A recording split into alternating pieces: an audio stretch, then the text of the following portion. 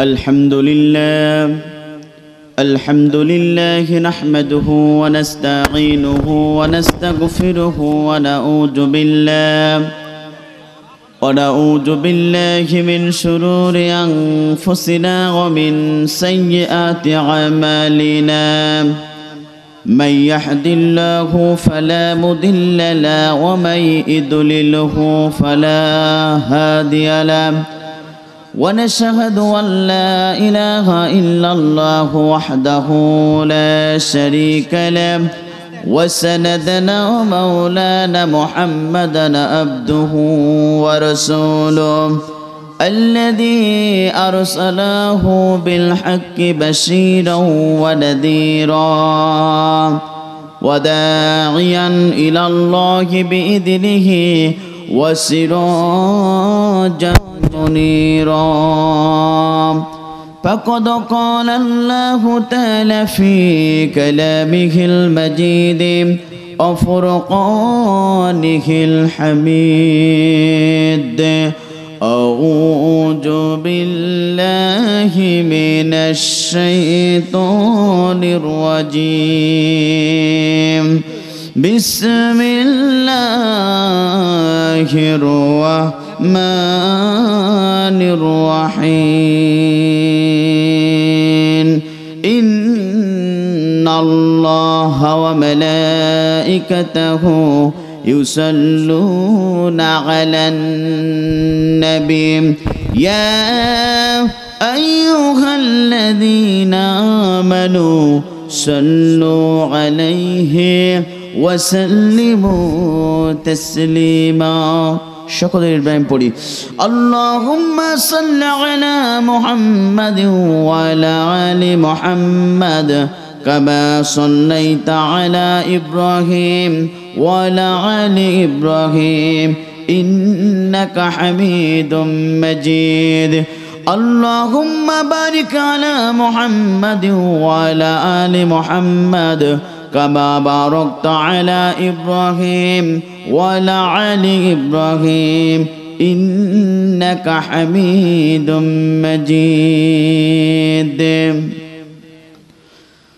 মরণ পালকি আসবে যেদিন আমার দুয়ারে কঠিন সে মরণ কালে কঠিন সে মরণ কালে ডাকি যেন তোমারে মরণ পালকি আসবে যেদিন আমার দুয়ারে কঠিন সে মরণ কালে কঠিন সে মরণ কালে ডাকি যেন তোমারে মরণ পালকি আসবে যেদিন আমার দুয়ারে লা ইলাহা ইল্লাল্লাহ মুহাম্মদ রাসূল ওই কালেমা পড়তে জানো হয় না কবু ভুল কথা বলুন ঠিক না বেঠে লা ইলাহা ইল্লাল্লাহ মুহাম্মদ রাসূল ওই কালেমা পড়তে জানো হয় না কবু ভুল আমি গুনাহগার আল্লাহ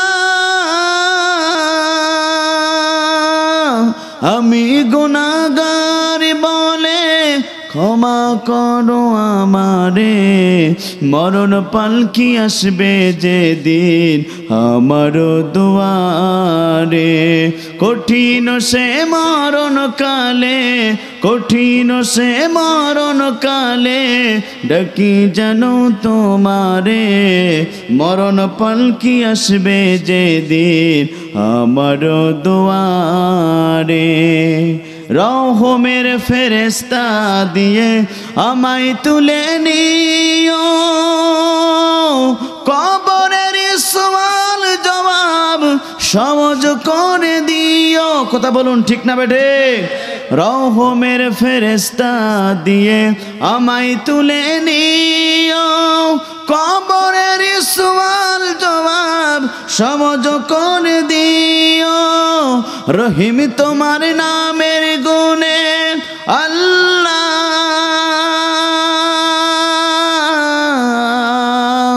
রহিম তোমার নামের গুণে পার করো আমারে।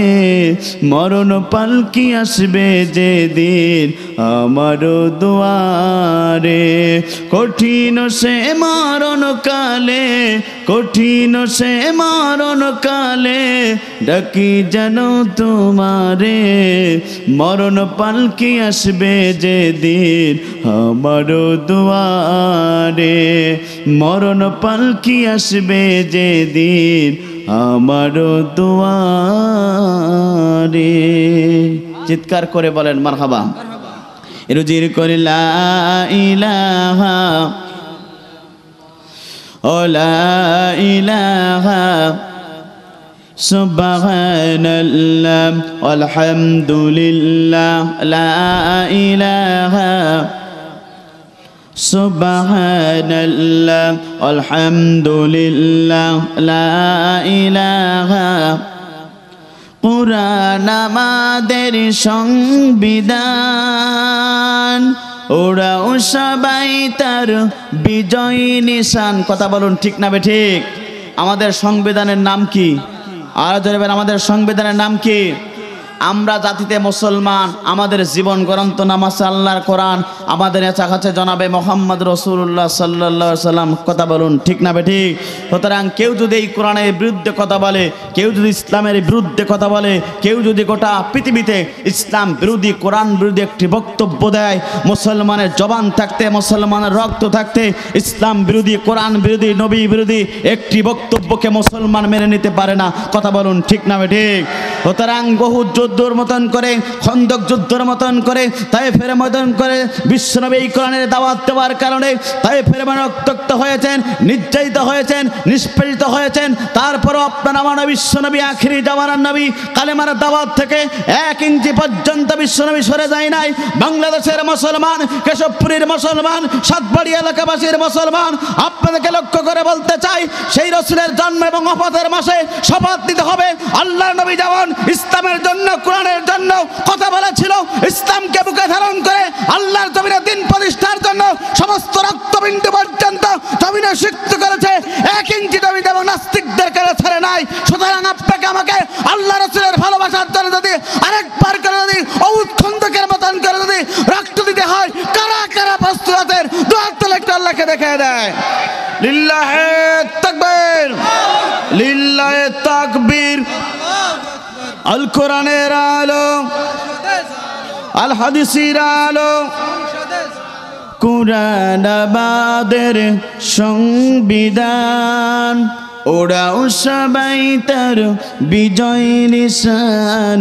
নেতা আমাদের রাসূলুল্লাহ লা ইলাহা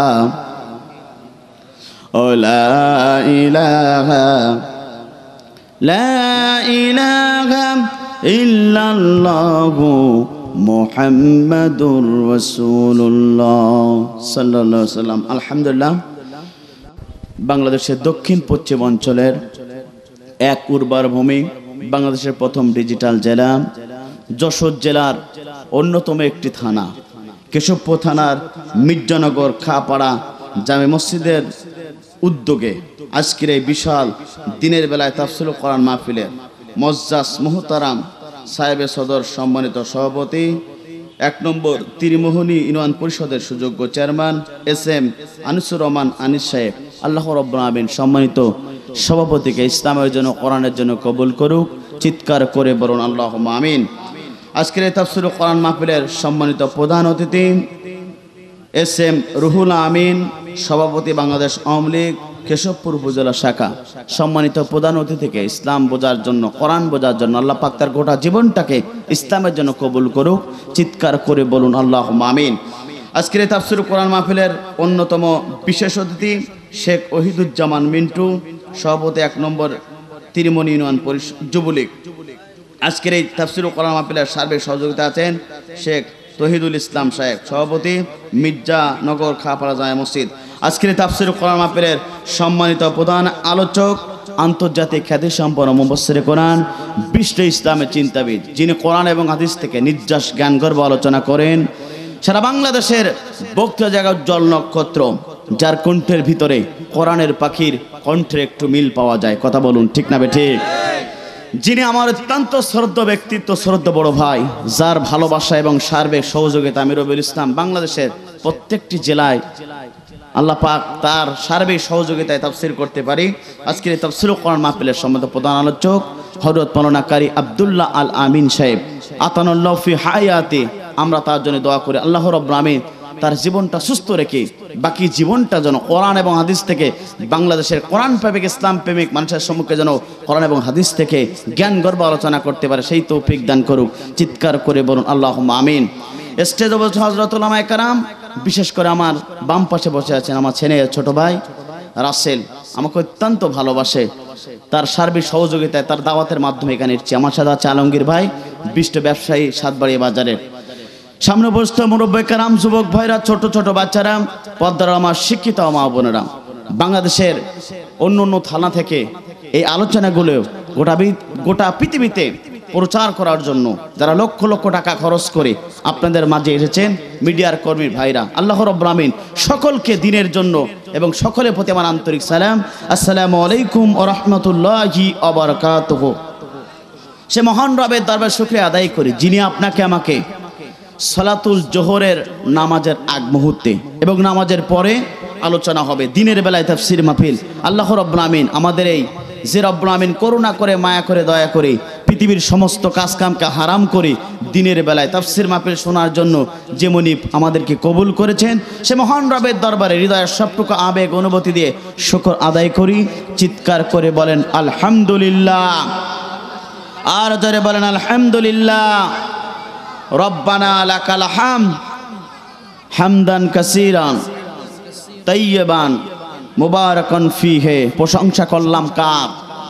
আর জোরে বলেন প্রশংসা করলাম কার? সওয়াব হইছে কার? আমরা এমন একজন মালিক পেয়েছি, এমন একজন রব পেয়েছি, এমন একজন আইনদাতা পেয়েছি, বিধানদাতা পেয়েছি। লিল্লাহি মা ফিস সামাওয়াতি ওয়াল আরদ, যিনি আসমান এবং জমিনের একচ্ছত্র ক্ষমতার মালিক। বান্দা যখন সেই রবের প্রশংসা করে, রব সঙ্গে সঙ্গে বান্দার প্রতি সওয়াব লেখা শুরু হয়ে যায়। চিৎকার করে বলেন আল্লাহু আকবার। বলুন তো, এমন রব আসমানের নিচে, জমিনের উপরে। আজান হচ্ছে?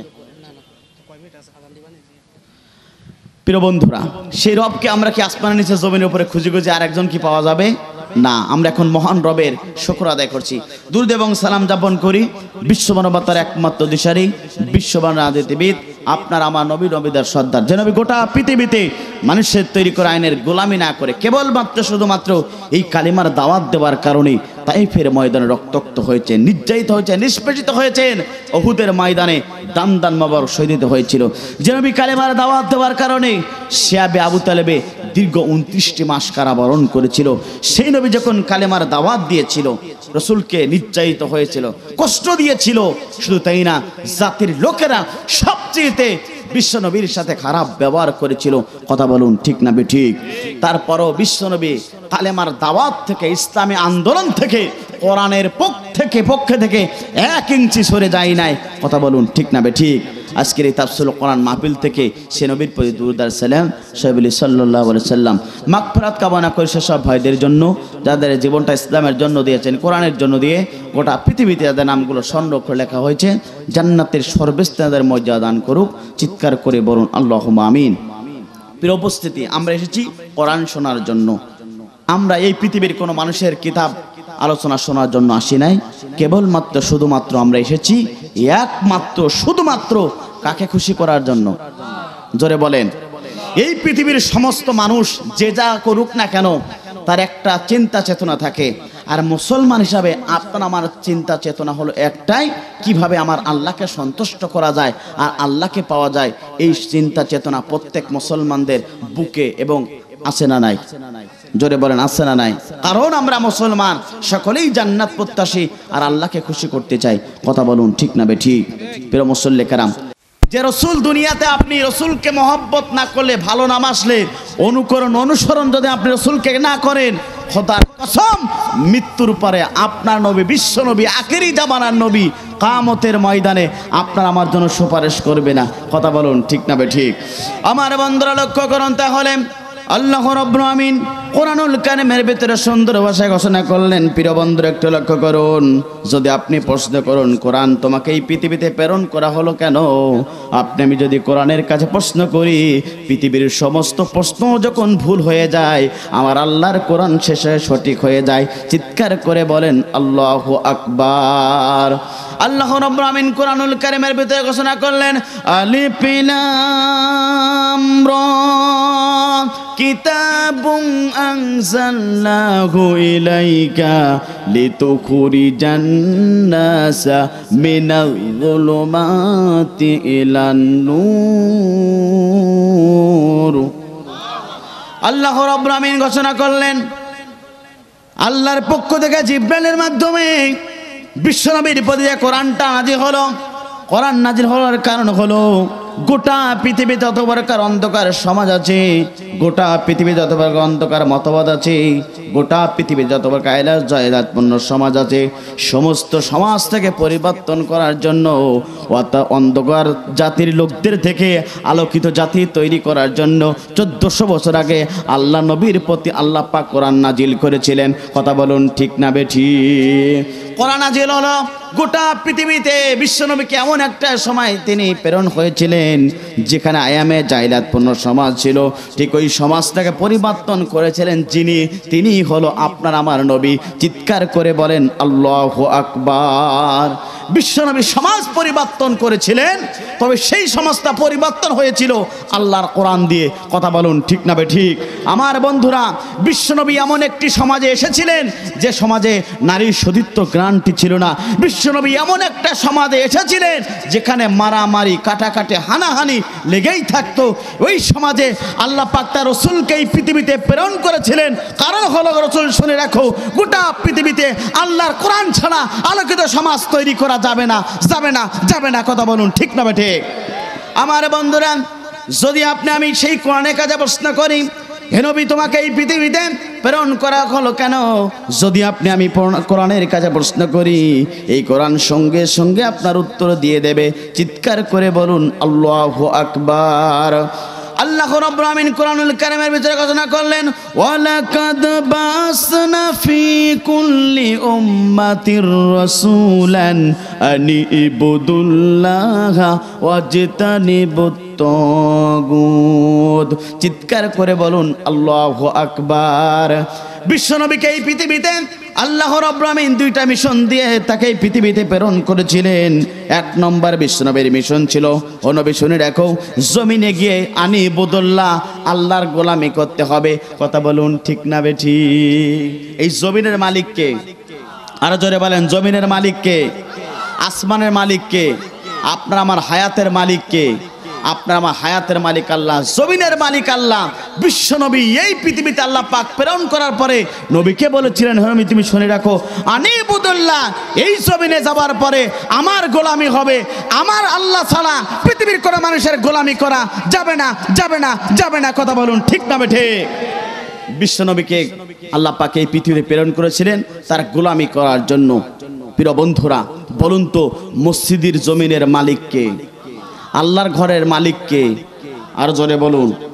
জুমার দিন বা জোহরের নামাজ আমরা 4 রাকাত আদায় করি, ইমাম সাহেব যদি 3 রাকাত যদি পড়াতে চায়, কোনো মুসল্লি কি সেটা কি মেনে নেবে? কেন মেনে নেবে না? ওইটা কার আইন? জোরে বলেন, কার আইন?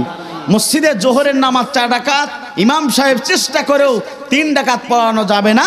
কারণটা হলো ওটা আমার আল্লাহর আইন। সুতরাং মসজিদে গোলামি হয় কার? জোরে বলেন কার?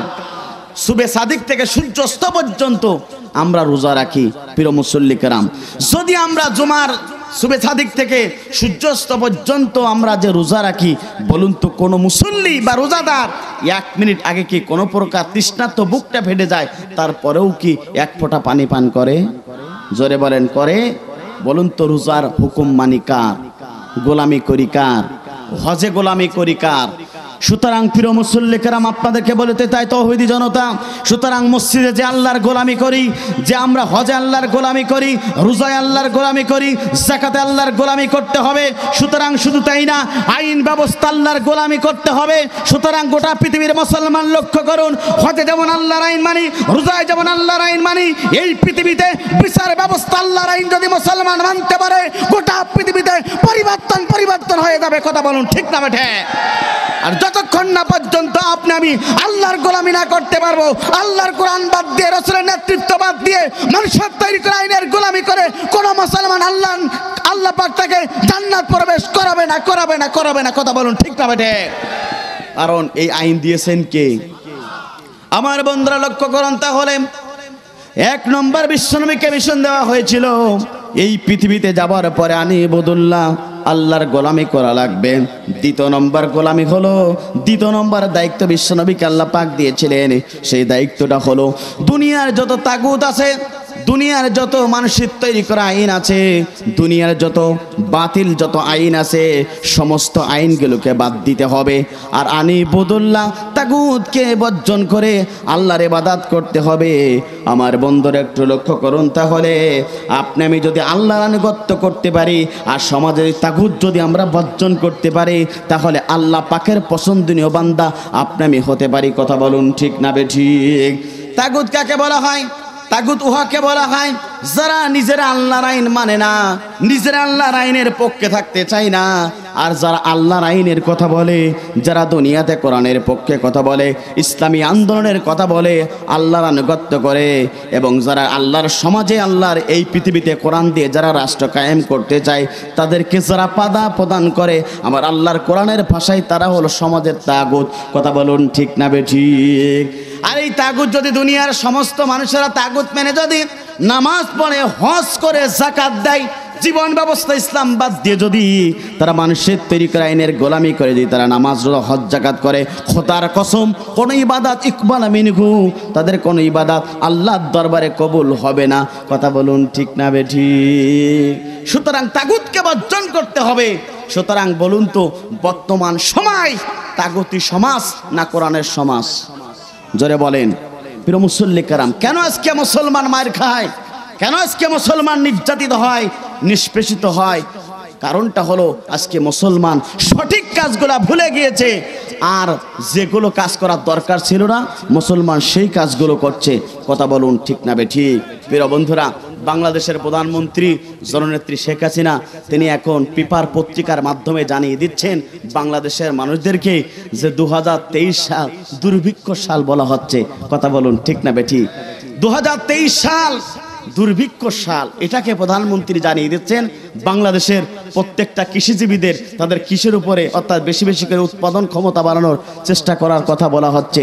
যারা আছে চাকরিজীবী বা যারা মৃত্যুবাহী হবার কথা বলছে, কিন্তু শুনে রাখো, দুর্ভিক্ষ এমনিতে আসে না। আল্লাহর কোরআন রিসার্চ করে আমি পেলাম 2টি কারণেই দুর্ভিক্ষ আসতেছে, যার কারণে বাংলাদেশেও তার আঘাত আনতে পারে। কথা বলুন ঠিক না বেঠিক? কারণটা হলো, আমরা কোরআন থেকে যেহেতু আলেমরা জাতির ব্যক্তিদেরকে ইমানের খোরাক দেওয়ার জন্য চেষ্টা করি, সেটা কেন আজকে দুর্ভিক্ষ আছে, তার কারণ হচ্ছে 2টা। কয়টা? আরো জোরে বলেন কয়টা? আমার বন্ধুরা, 2023 সালে কেন বাংলাদেশে নয় গোটা পৃথিবীতে দুর্ভিক্ষ আসবে, তার অংশ হিসাবে বাংলাদেশে কেন দুর্ভিক্ষ আসবে? এটা আমার কথা নয়, 1400 বছর আগে আল্লাহর এই কোরআনের ভিতরে রেকর্ড করে দিয়েছে।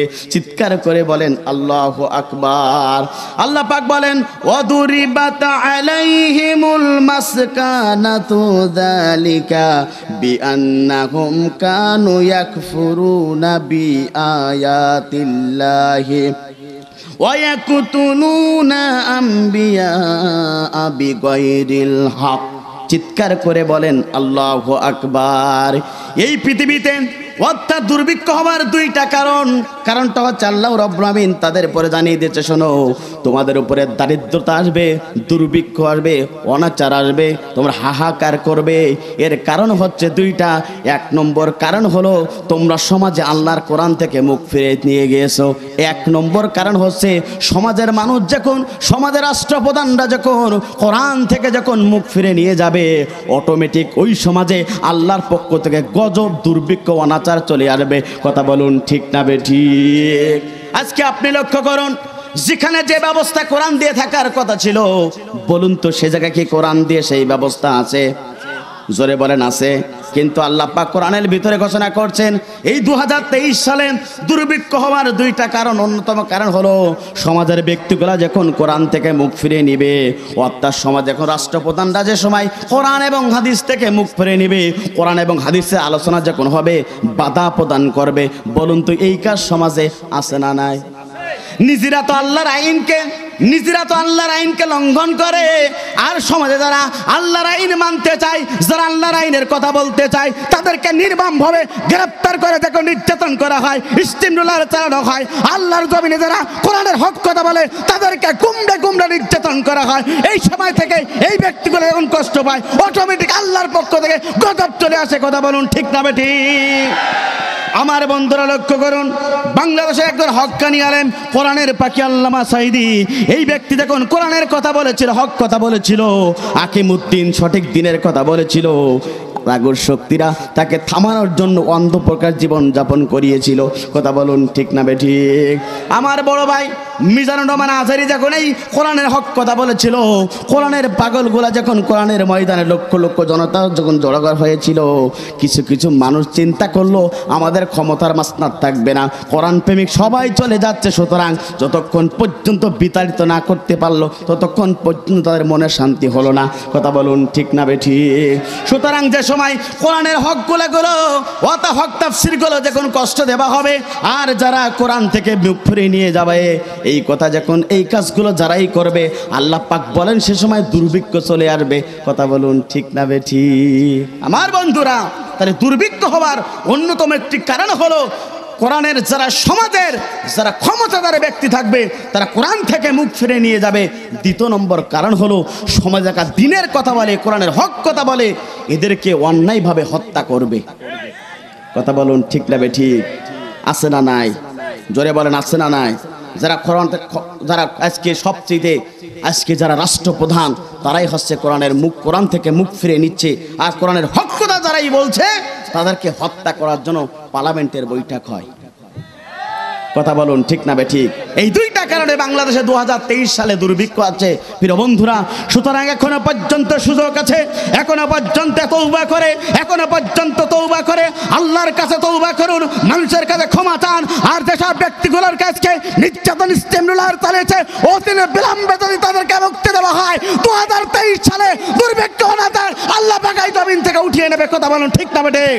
সুতরাং আসুন, আমরা যদি কোরআন মানতে চাই, ইসলাম মানতে চাই, দুর্ভিক্ষ থেকে যদি আমরা নিষ্কৃতি পেতে চাই, তওবা করব, কোরআনের পক্ষে থাকবো। কারা কারা দোয়া তোলে একটু আল্লাহকে দেখিয়ে দেয়।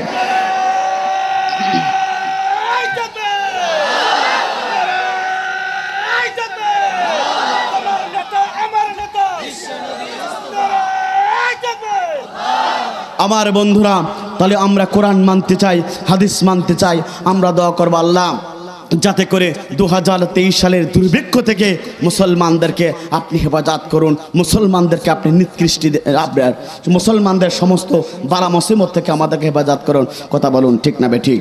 প্রিয় মুসল্লি কারাম, এরপরে আল্লাহ রাব্বুল আমিন যে কথা বলছিলাম, বিশ্বনবীকে এই পৃথিবীতে প্রেরণ করা হয়েছিল। কারণটা কি? কারণ জানার দরকার আছে না নাই? প্রিয় মুসল্লি কারাম, প্রিয় তৌহিদি জনতা, আজকে কোরআন প্রেমিক, ইসলাম প্রেমিক, আজকে বিশ্বনবীর সুপারিশ ছাড়া কিয়ামতের কঠিন মুসিবতের দিনে আমরা জান্নাত পাবো না। কথা বলুন ঠিক না বেঠিক? আমার বন্ধুরা, তাহলে লক্ষ্য করুন, বিশ্বনবী হচ্ছে গোটা পৃথিবীর এমন একজন নবী, যে নবীকে আল্লাহ রাব্বুল আমিন সমস্ত নবীদের সর্দার বানিয়েছেন, যে নবীকে আল্লাহ রাব্বুল আমিন হাবিবুল্লাহ বলেছেন, আর ইব্রাহিম নবীকে বলেছেন খলিলুল্লাহ। আমার বন্ধুরা লক্ষ্য করুন, খলিলুল্লাহ বলা হয় তাকে যিনি আত্মা নিজ থেকে উপরে ভালোবাসে, তাকে বলা হয় খলিলুল্লাহ। অর্থাৎ ইব্রাহিম নবী আল্লাহর সাথে ভালোবাসতে চেয়েছিলেন। কথা বলুন ঠিক না বেঠিক? ইব্রাহিম নবী মুসলিম জাতির পিতা। ইব্রাহিম আলাইহিস সালাম আল্লাহকে ভালোবাসতে চেয়েছিলেন, এই জন্য তার নাম দেওয়া হয়েছে খলিলুল্লাহ, আল্লাহর বন্ধু। কিন্তু বিশ্বনবীকে আল্লাহ রাব্বুল আমিন নিজেই ভালোবেসেছিলেন, যার কারণে বিশ্বনবীকে বলা হয়েছিল হাবিবুল্লাহ। চিৎকার করে বলেন আল্লাহু আকবার। আমার বন্ধুরা, তাহলে লক্ষ্য করুন, এই পৃথিবীতে বিশ্বনবীকে মান এবং মর্যাদা আল্লাহ রাব্বুল আলামিন নিজেই দিয়েছেন। আমার বন্ধুরা তাহলে লক্ষ্য করুন, বিশ্বনবীকে সম্মান এবং মর্যাদার দিক থেকে আল্লাহ পাক নিজেই দিয়েছেন সবচেয়ে বেশি। সুতরাং সেই নবীর কাজ হলো গোটা পৃথিবীতে যত প্রকার অন্ধকার মত আছে, যত প্রকার অন্ধকার আদর্শ আছে, সমস্ত অন্ধকার আদর্শকে বাদ দিয়ে একমাত্র শুধুমাত্র জমিনে এই কোরআন প্রতিষ্ঠার জন্য বিশ্বনবীকে প্রেরণ করা হয়েছিল। কথা বলুন ঠিক না বেঠিক? আল্লাহ রাব্বুল আলামিন কোরআনুল কারীমের ভিতরে ঘোষণা করলেন, ওয়াল্লাযী আরসালা রাসূলা বিল হুদা ওয়া দীনিল হক লিইজহিরাহু আলাদ-দীনি কুল্লিহি ওয়ালাহু কারিহাল মুশরিকুন। তিনি তো সেই সত্তা যিনি তার নবীকে এই পৃথিবীতে প্রেরণ করলেন। আমার বন্ধুরা, বিশ্বনবীকে প্রেরণ করা হয়েছিল গোটা পৃথিবী যত প্রকার যত আইন ব্যবস্থা সব আইন বাদ দিয়ে একমাত্র শুধুমাত্র এই কোরআনের সমাজ প্রতিষ্ঠা করার জন্য। কথা বলুন ঠিক না বেঠিক?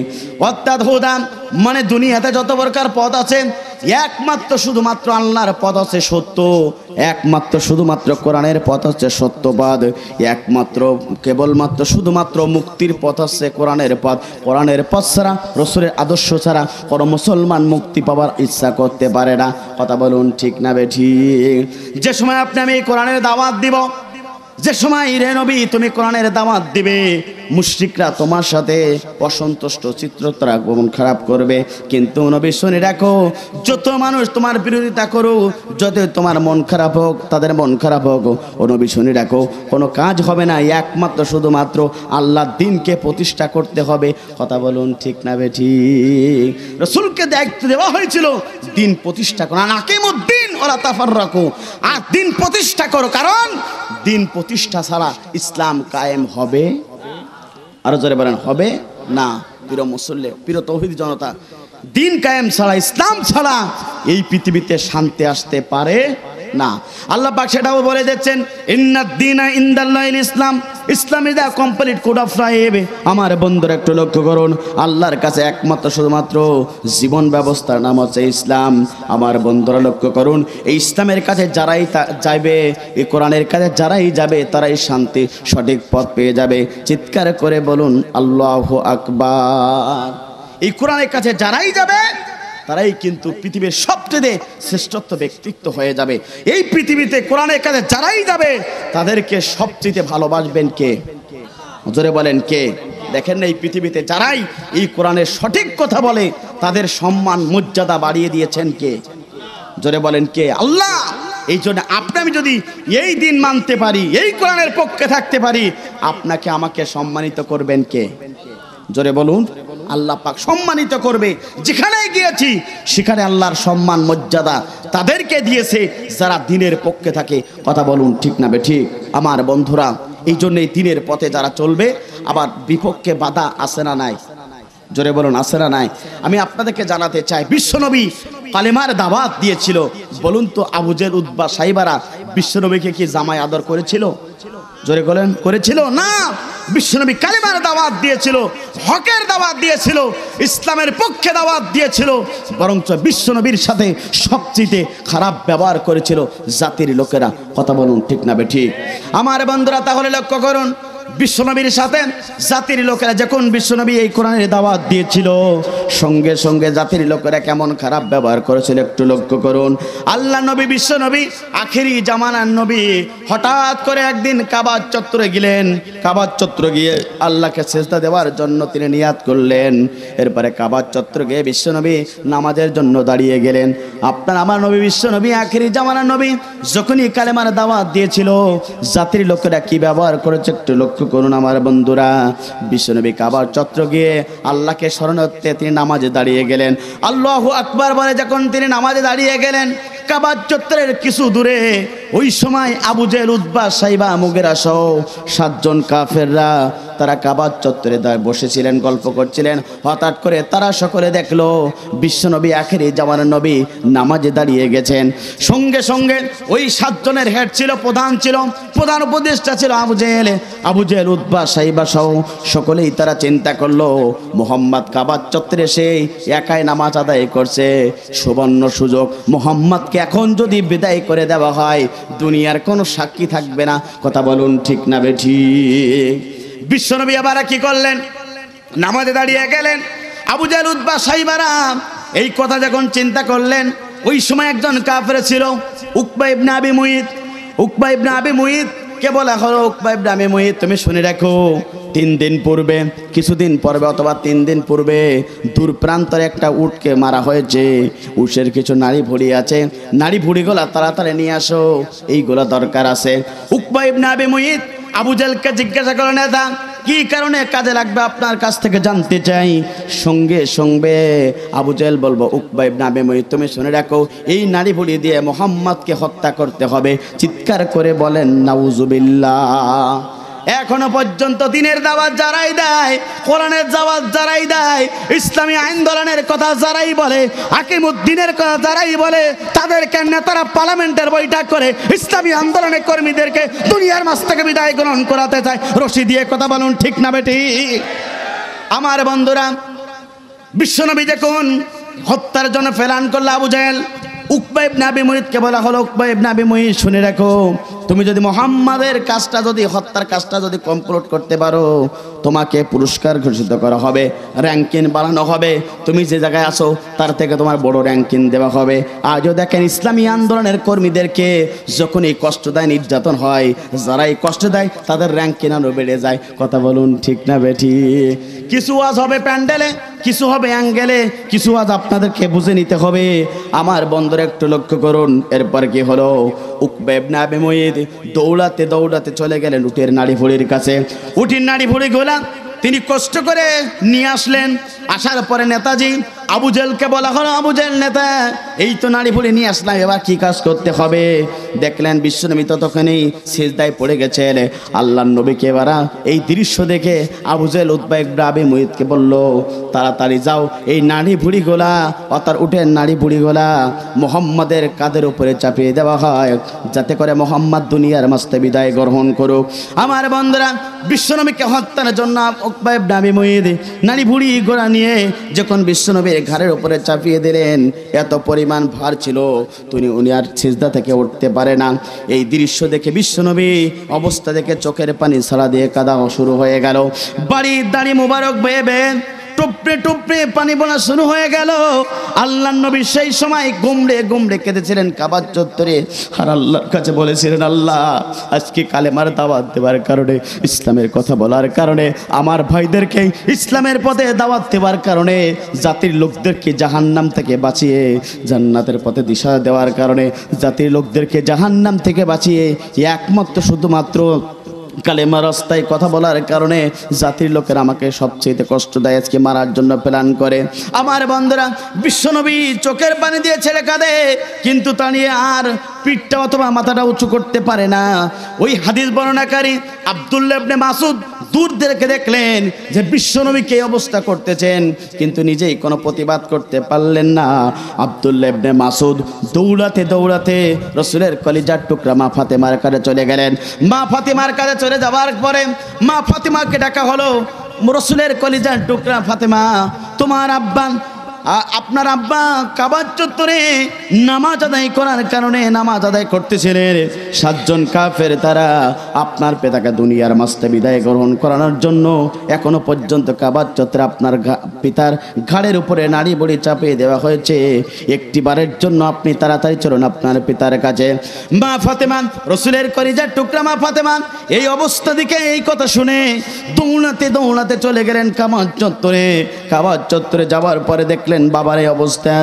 সঙ্গে সঙ্গে রাসূলের কলিজার টুকরা মা ফাতেমা আস্তে করে নাড়ি ভুড়ি গোলা ফেরিয়ে দিলেন। আল্লাহর নবী একটু সিজদা থেকে উঠে বসলেন, আর সঙ্গে সঙ্গে চোখের পানি ছেড়ে দিয়ে কলিজার টুকরা মা ফাতেমাকে বললেন, আমার মা, কলিজার টুকরা ফাতেমা, তুমি কিভাবে সংবাদ পেলে আজকে আমাকে মারার জন্য প্ল্যান করেছিল, আজকে আমাকে দুনিয়ার মাঝ থেকে হত্যা করার জন্য প্ল্যান করেছিল, আমার মা তুমি কিভাবে শুনতে পারলে? সঙ্গে সঙ্গে ফাতেমা বলে, আব্বা জান, চান। আপনার একজন হাদিস বর্ণনা করে আব্দুল ইবনে মাসউদ সাহাবী আমার কাছে সংবাদ দিল, আমি চলে আসলাম। ও আমার সরদ পিতা জান, আপনি শুনে রাখুন, কিন্তু আপনাকে এই হত্যা করার কারণটা কি আপনার জবান থেকে জানতে চাই। আপনি কি আবু জেলদের কাছ থেকে কোনো জমি লিখে নিয়েছেন? বলল না, তাদের কোনো জমি লিখে নেই নাই, তাদের কোনো ক্ষমতার চেয়ার চাই নাই, কিছু চাই নাই। তবে একটা কাজ শোনো মা ফাতেমা, আমি যখন দ্বীনের কথা বলি, কালেমার দাওয়াত দেই, ইসলামের কথা বলি, সঙ্গে সঙ্গে আমার যারা বিপক্ষে গ্রুপ আছে তারা আমাকে দুনিয়ার মাঝে বিদায় গ্রহণ করানোর জন্য চিন্তা করলো। তবে শুনি রাখো মা, যারা আজকে আমাকে হত্যা করার জন্য কাবার চত্বরে আজকে আমাকে হত্যা করার জন্য প্ল্যান করেছে, আমি আল্লাহর কাছে দোয়া করব তাদেরকে যেন দুনিয়ার মাঝ থেকে আল্লাহ পাক ধ্বংস করে। চিৎকার করে বলেন আল্লাহু আকবার। আমার বন্ধুরা লক্ষ্য করুন, বিশ্ব নবীর ওই সময় দুহাত তুলে আল্লাহর কাছে ক্রন্দন করেছিল, কেঁদেছিল, বলেছিল আল্লাহ, আমি কালেমার দাওয়াত দেওয়ার কারণে, দ্বীনের কথা বলার কারণে, ইসলামের কথা বলার কারণে এই সমাজের সবচেয়ে আবু জেহেল, উতবা, সাইবারা। সম্মানিত তৌহিদি জনতা, আজকের এই তাফসীরুল কুরআন মাহফিলের সম্মানিত সভাপতি এসএম আনিসুর রহমান চেয়ারম্যান ১ নম্বর ত্রিমণি ইউনিয়ন পরিষদ, তিনি আমাদের মাঝে উপস্থিত হয়েছেন। আমার বন্ধুরা লক্ষ্য করুন, বিশ্বনবী এবার হাত উঁচু করে আল্লাহর কাছে ক্রন্দন করলেন, আল্লাহ, আজকে আমি কালেমার কথা বলার কারণে, ইসলামের কথা বলার কারণে আজকে আমাকে এই মারার জন্য প্ল্যান করেছিল আল্লাহ, যারা আমাকে মারার জন্য, হত্যার জন্য এই কাজ করেছে আল্লাহ, আমি বিশ্বনবী বেঁচে থাকতে যেন তারা দুনিয়ার মাঝ থেকে ধ্বংস হোক। চিৎকার করে বলেন আল্লাহু আকবার। আল্লাহ নবী দোয়া করলে কি সেই দোয়ার ফেরত যায়? জোরে বলেন যায় না। বিশ্বনবী দোয়া করলেন, দোয়া কবুল হয়ে গেল। চিৎকার করে বলেন আল্লাহু আকবার। কিছুদিন পরে বদর যুদ্ধ হলো, হক বাতিলের যুদ্ধ শুরু হয়ে গেল। আমার বন্ধুরা একটু লক্ষ্য করুন, বিশ্বনবী হক বাতিলের যুদ্ধ নেতৃত্ব দিয়েছিলেন বিশ্বনবী নিজেই। বদরের প্রান্তরে যুদ্ধ শুরু হয়ে গেল। মুসলমানদের সংখ্যা ছিল ৩১৩ জন। কতজন? আর জোরে বলেন। মুসলমানদের সংখ্যা ছিল ৩১৩ জন, আর কাফেরদের সংখ্যা ছিল ১,০০০। কিন্তু সেই সময় মুসলমানদের অস্ত্র ছিল মাত্র, ঘোড়া ছিল ৮টা। কয়টা? ঘোড়া ছিল 8টা, লোহার হেলমেট ছিল একটা, কিছু ছিল খেজুর গাছের ডাল। এইটা হচ্ছে যুদ্ধের ময়দানের সবচেয়ে হাতিয়ার। আমার বন্ধুরা, বিশ্বনবী হক বাতিলের যুদ্ধ, বদরের প্রান্তরে যুদ্ধ শুরু হয়ে গেল। নামাজ আদায় করে সিজদায় পড়ে গেলেন, আল্লাহ, হক বাতিলের যুদ্ধ, বদরের প্রান্তরে আমি যাব, তবে ৩১৩ জন সাহাবী আর ১,০০০ কাফেরের বিরুদ্ধে কিভাবে জয়লাভ করবো? আল্লাহ, আপনার সাহায্য চাই, আপনার সাহায্য ছাড়া দিন বিজয় হবে না। কথা বলুন ঠিক না বেঠিক? আল্লাহ পাক বলেন, ওয়ালা তাহিনু ওয়ালা তাহজানু ওয়া আনতুমুল আ'লাউনা ইন কুনতুম মুমিনিন। আল্লাহ পাক বলেন, তোমরা চিন্তা করো না, হতাশাগ্রস্ত হয় না, মন খারাপ করো না, টেনশন করো না, তোমরা অবশ্যই বিজয়ী হবে, তোমরা অবশ্যই জয়লাভ করবে। অবশ্যই আল্লাহ পাক আপনাদেরকে জয়লাভ দেবেই, যদি আমরা সকলে সঠিকভাবে মুমিন হতে পারি। কথা বলুন ঠিক না বেঠিক? মুমিন যদি হতে পারি, আপনাকে আমাকে এই সমাজে বিজয় দেবেন তিনি কে? আর জোরে বলেন কে? আমার বন্ধুরা, এই জন্যে এই সমাজ যদি বিজয় হতে হয়, ইসলাম বিজয় করতে হয়, আপনাকে আমাকে মুনাফিক মার্কা মুসলমান হলে হবে না। এই সমাজে দিন যদি প্রতিষ্ঠা করতে হয়, আপনাকে আমাকে তাগুত শক্তির কাছে মাথা নত করলে হবে না। আল্লাহর কাছে মাথা নত করে ইসলামী জীবন ব্যবস্থা যদি কোরআন মানতে পারি, হাদিস মানতে পারি, রাসূলের সঠিক সুন্নাত মানতে পারি, আগামীর দিন ইসলামের দিন বিজয় হবে। কথা বলুন ঠিক না বেঠিক? সুতরাং আগামীর দিন ইসলামের দিন, আগামীর দিন কোরআনের দিন। আল্লাহ পাক করে যেই জমিনে ইসলামী আন্দোলনের কর্মীদের রক্ত ধরে এই জমিন ইসলাম প্রতিষ্ঠিত হবে। যে জমিন ইসলামী আন্দোলনের রক্ত ধরেছে, হাসির মঞ্চে গিয়েছে, আল্লাহ পাক চাইলে পরে এই পৃথিবীতে দিন প্রতিষ্ঠা করে ছাড়বে। কথা বলুন ঠিক না বেঠে? সুতরাং সেই দিন প্রতিষ্ঠার জন্য যদি আপনাকে আমাকে রাসূলের প্রিয় সাহাবায়ে কেরামদের মতন করে, উহুদ খন্দকের মতন যেমন মাথায় কাফনের কাপড় বেঁধে লিল্লাহি তাকবীরের ধ্বনি দিয়ে যেমন বিশ্বনবীর প্রিয় সাহাবায়ে কেরামরা মাঠে কম্পিত করেছিল, কেচপ্পরবাসী আপনাদেরকে বলতে চাই, সেই দিনের জন্য কারা কারা ময়দানে থাকবেন? দুয়ার তলে একটু আল্লাহকে দেখিয়ে দে। লিল্লাহি তাকবীর, লিল্লাহি তাকবীর। নাস্তিকতা নিপাত যাক, দিন ইসলাম জিন্দাবাদ। কথা বলুন ঠিক না বেঠে? নাস্তিকতা নিপাত যাক, ইসলাম দিন ইসলাম জিন্দাবাদ, কোটি প্যানে একই আওয়াজ। খোদাদ্রোহী ছাড় পাবে না, এই বাংলায় ঠাঁই হবে না। কথা বলুন ঠিক না বেঠে? খোদাদ্রোহী ছাড় পাবে না, এই বাংলায় ঠাঁই হবে না। মুসলমানরা জেগেছে আজ। কথা বলুন ঠিক না বেঠে? জোর কদমে সামনে চলো, চলো চলো সামনে চলো, সবাই মিলে একই তালে লিল্লাহে তাকবীর, নারায়ে তাকবীর। দিন ইসলাম, দিন ইসলাম, দিন ইসলাম জিন্দাবাদ। আমরা দিনের পথে নাস্তিকদেরকে দুনিয়ার মাঝ থেকে বিদায় গ্রহণ করাতে চাই। কথা বলুন ঠিক না ঠিক? উহুদ বাকিলের যুদ্ধ শুরু হয়ে গেল। বিশ্বনবী সিজদা পড়ে দেখলেন, আল্লাহকে বলেন, আল্লাহ ইসলাম অর্থাৎ আল্লাহ 313 জন সাহাবী নিয়ে 1000 কাফেরের বিরুদ্ধে কিভাবে আমরা যুদ্ধ করব।